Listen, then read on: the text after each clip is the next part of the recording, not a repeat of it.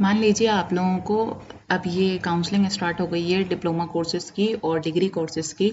Diploma courses में जो भी व्यक्ति 10वीं के बाद डिप्लोमा कोर्सेज़ करना चाहता है तो वो डिप्लोमा डिप्लोमा के लिए कर सकता है। और कोई अगर 12th पास आउट हो गया है और अपनी ग्रेजुएशन डिग्री करना चाहता है टेक्निकल कोर्सेज़ में, तो उसके लिए डीटीई साइट दे रखी है तकनीकी शिक्षा संचालन द्वारा।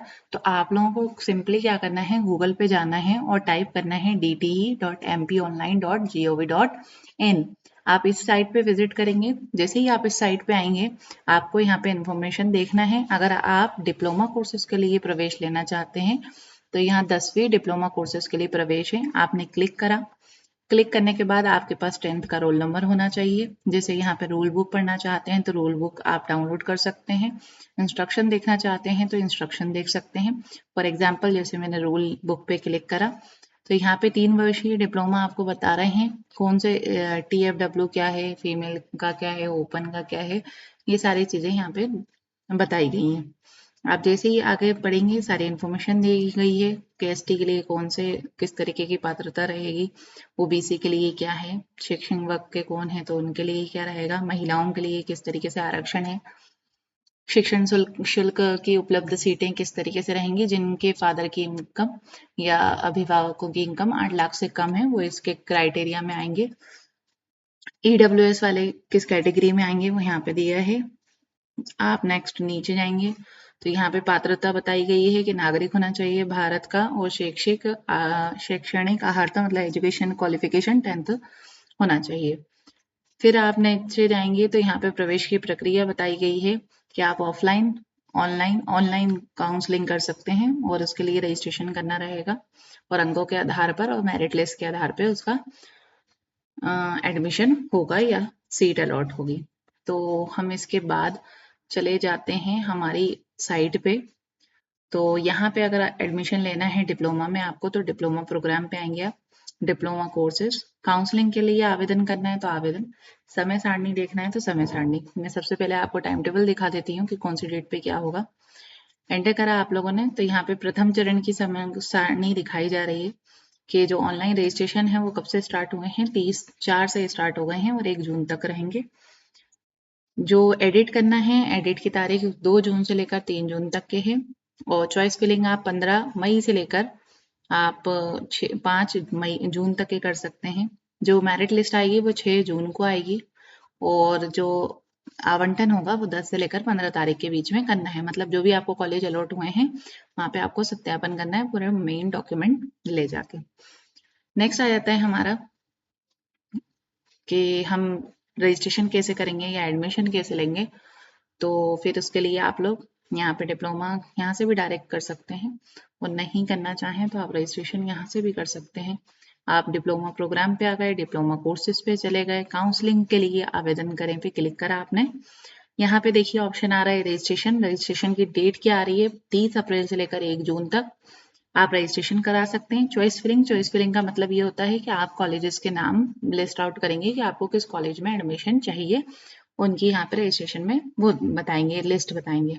5 जून तक के वो बता सकते हैं। एडिट करने के लिए आपको 2 जून से लेकर 3 जून तक का मौका दिया गया है। आप री चॉइस फिलिंग करना चाहें फिर तो 4 जून से 5 जून तक।